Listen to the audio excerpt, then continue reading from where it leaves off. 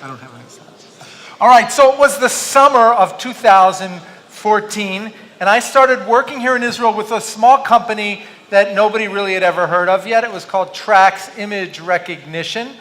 And I was sitting in a conference room in a fairly rundown building in the middle of Tel Aviv with the brain trust of the company, and we're developing a patent strategy together. And I had one of my colleagues on the phone from the United States for hours, and things were just moving along, and suddenly the sirens went off. It was Tzuk Eitan that summer, if you remember, and we all jumped up from our seats and walked out of the room. And as I walked out of the room, I realized that my colleague on the phone from the United States had no idea what was going on. So I popped my head back into the room and I said, Mandy, sirens went off, incoming missile, hold the line, we'll be back in a couple minutes. So we came back about 3 or 4 minutes later, and we sat down, we said, we're back, and all we heard on the other side was, did you say missile? So fortunately, nothing exploded then, and things got calm. But what exploded afterwards was Trax, because that little company that nobody knew of has become a company now that has hundreds of employees in a gleaming office building in Tel Aviv, and it's an amazingly exciting company who you're going to hear from shortly. Let me just give you a quick word about what they do. They have revolutionized image recognition in the retail industry in a way that they can monitor execution of sales in stores. And the way they do this, for example, is that a sales rep for a company can take their iPhone or Android and walk down the store aisle and video the store shelf, and from that video, a huge amount of data, very valuable data, can be extracted. For example, if you think about Coca-Cola, there are so many different variations of that Coca-Cola product. All have very similar labels, different size bottles, and what Trax is able to do is to figure out whether the bottles are placed in the right place on the shelves and whether anything is missing, and great information can be gleaned for the retailers, for the manufacturers. And so here today to speak with us is Eran Goldman. Eran is a computer vision researcher at Trax. He develops deep learning algorithms for fine-grained image recognition. Right now, Eran is working towards his master's thesis under the supervision of Professor Jacob Goldberger from Bar-Ilan University, and his research deals with contextual models for object classification with conditional random field as deep neural network. So please welcome Eran to the stage.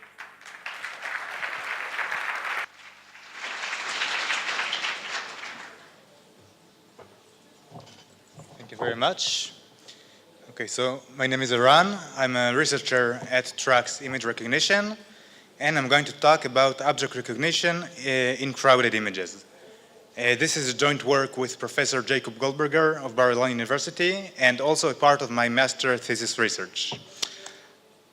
So I'm going to present a new deep learning architecture which combines context.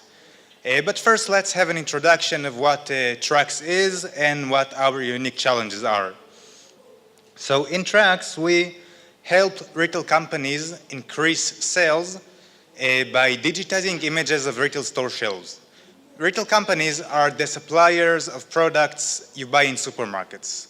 Companies such as Coca-Cola, Nestle, Pepsi, and it appears they are really interested in monitoring the status of their products as they are displayed to the potential consumer, because many of the decisions of the consumers, whether to buy the product or not, or which product to buy, may depend on various parameters of this display. Traditionally, they used to monitor the display by manual auditing.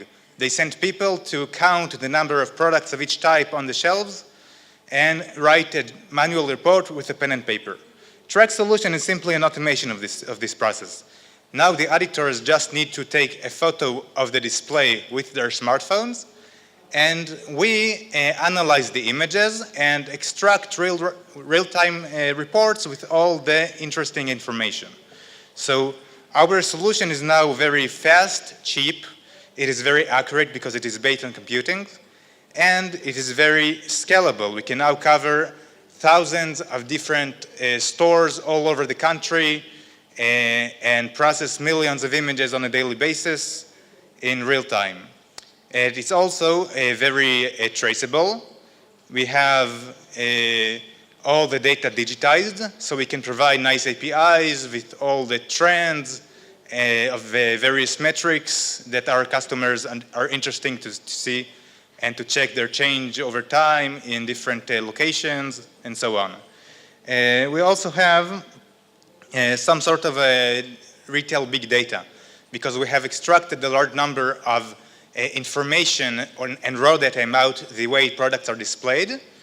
And we are also given the corresponding data about sales, and so we can extract knowledge about how displays affect sales. And you can imagine this is very interesting to the retailers. So back to our basis task. We are given images of product layouts, and we need to understand their contents. If you're familiar with computer vision task, you would see that this image doesn't look very nice. It is very crowded. It is full of common features for different objects, and we do have to face here some unique visual challenges.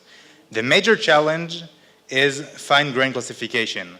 We have thousands of different classes, different types of products, and many of them look very similar.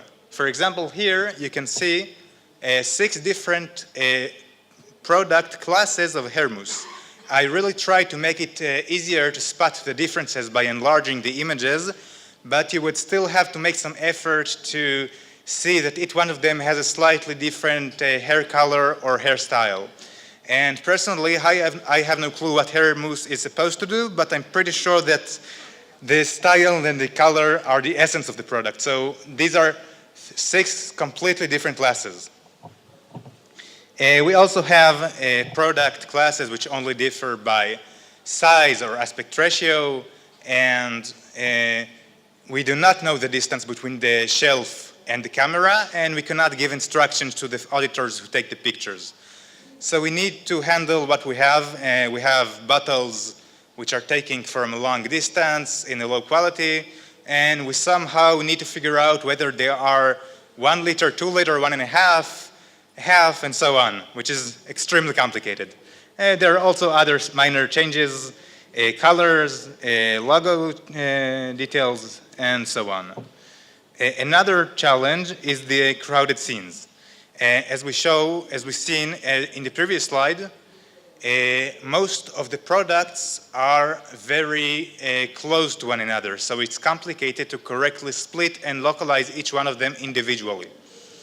And one more thing, our data set is alive, which means that we may one day wake up and have a new class, a new product, or a deleted class, a product which is no longer distributed, or even a product class which changes its appearance, because sometimes there is a campaign and a design change.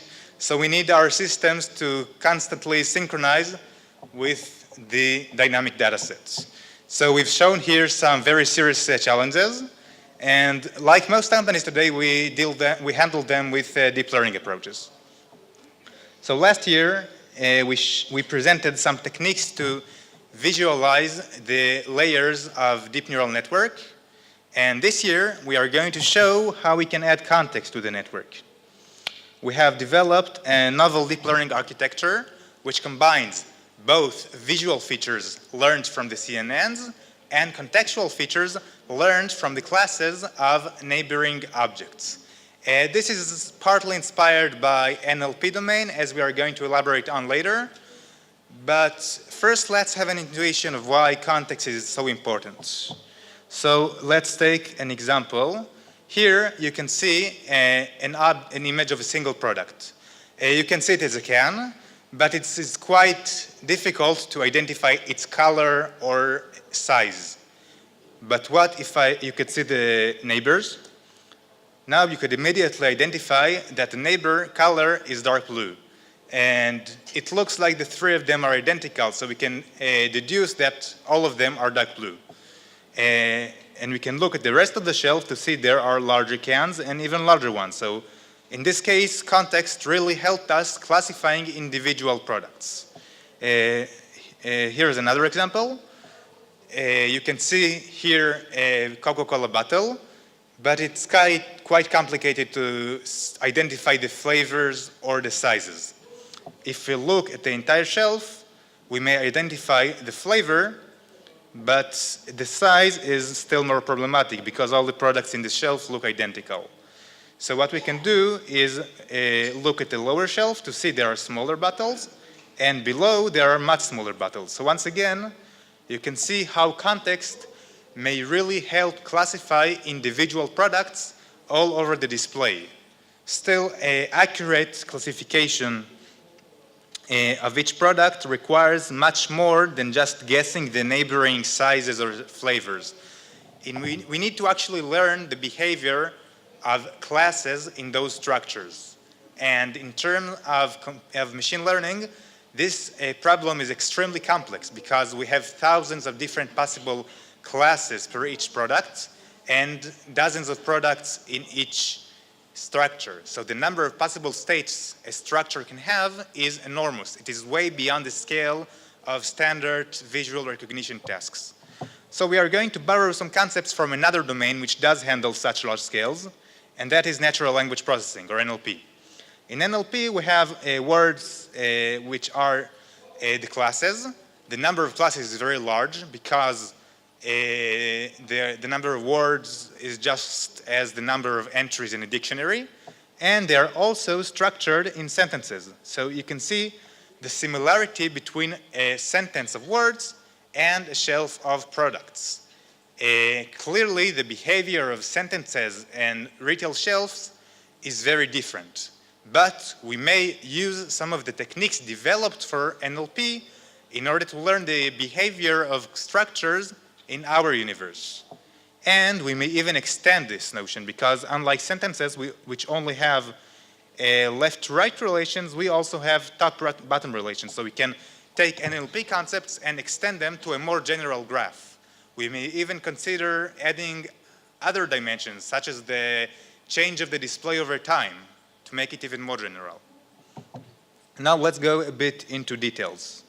So given an image, we model it as a graph. Each product is a node, and each neighboring relation is an edge. Now if we go back to the example we saw earlier, the visual local information of this product is very poor. So using a CNN directly on this class alone, on this product alone, would not be too useful. But what if we could classify it given all the contextual visual information of the shelf? That would be much better. And in order to do this, we extend the CNN by adding another parallel channel which receives the class of the neighboring object and learns its own representation. So we now have two feature vectors of hidden representation. H is the standard representation of the appearance of the current product, while R is the representation learned for the class of the neighboring object. It is called the embedding of the class. We concatenate the two feature vectors into a single input for the softmax layer and learn the loss against the current ground truth label. Now we learn the classification of the current product given not only the current input as in CNNs, but also the neighboring class, which is actually equivalent to the Markov property of dependence in previous states. In test time, we model the entire sequence as a conditional random field, which is the probability distribution of all the classes given all the observations. And assuming Markovity, we can express it in terms of the learned parameters of the network and the detection representation. So we now can compute the score of any possible class assignments over the sequence by just assigning the corresponding learned embedding for each class in each one of the products. Now we want to classify individual products. So all we need to do is marginalize by just summation over all possible assignments of the other products for each one of the products.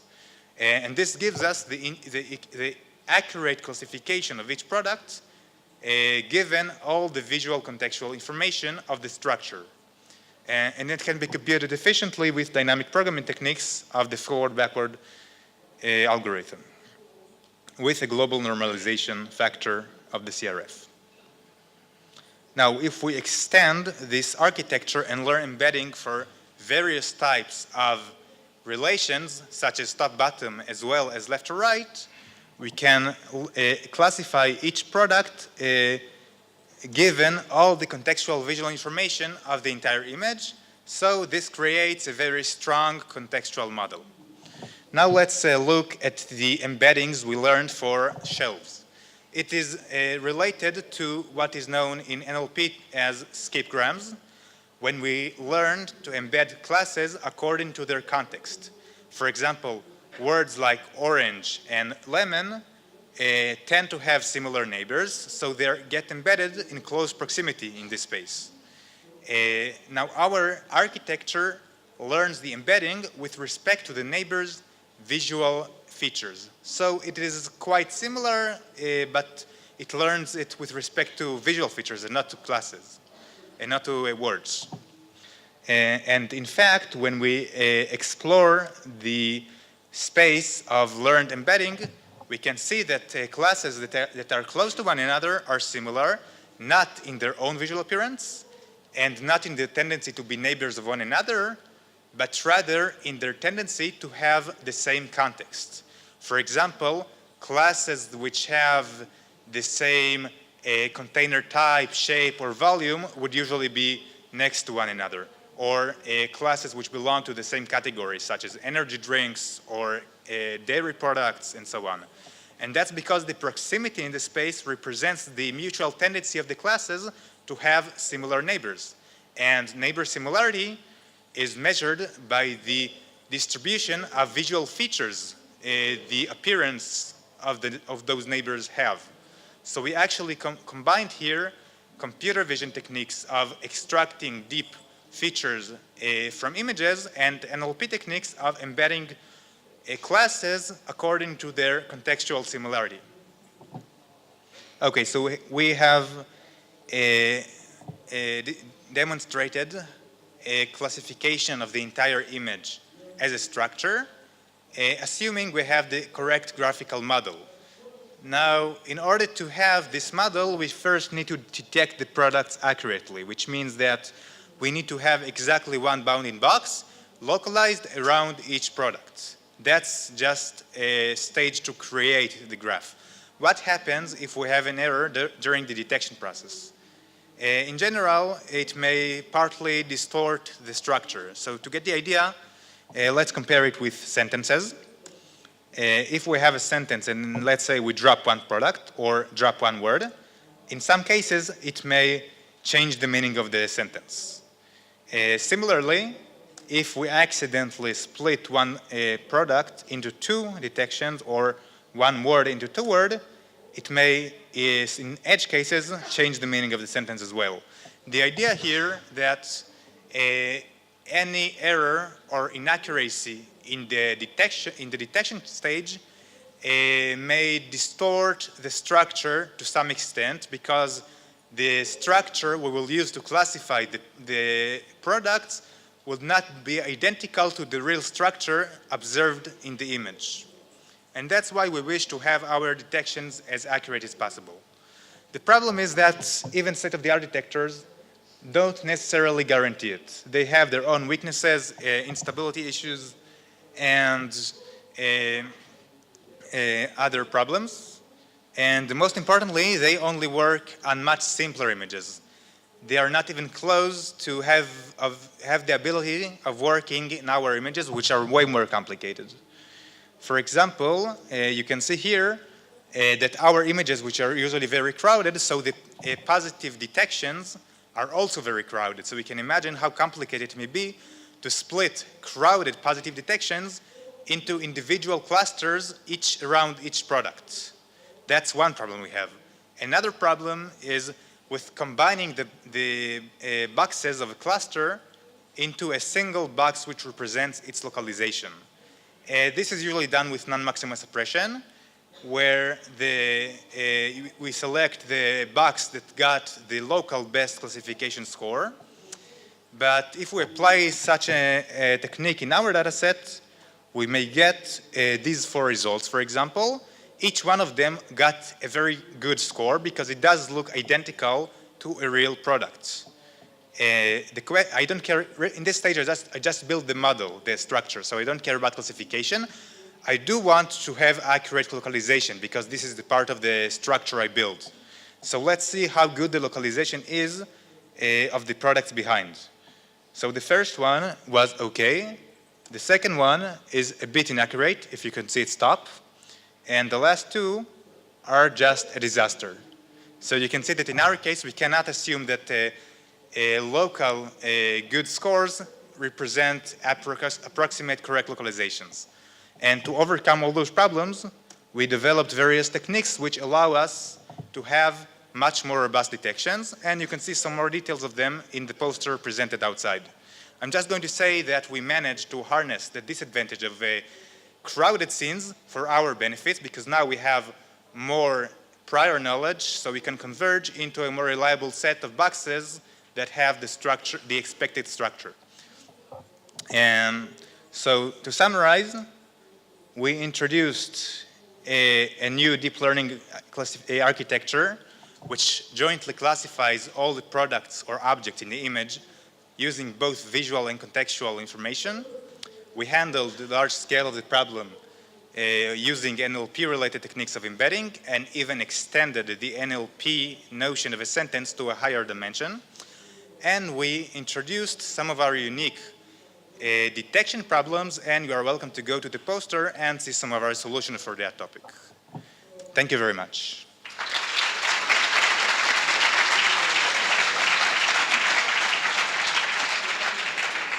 What?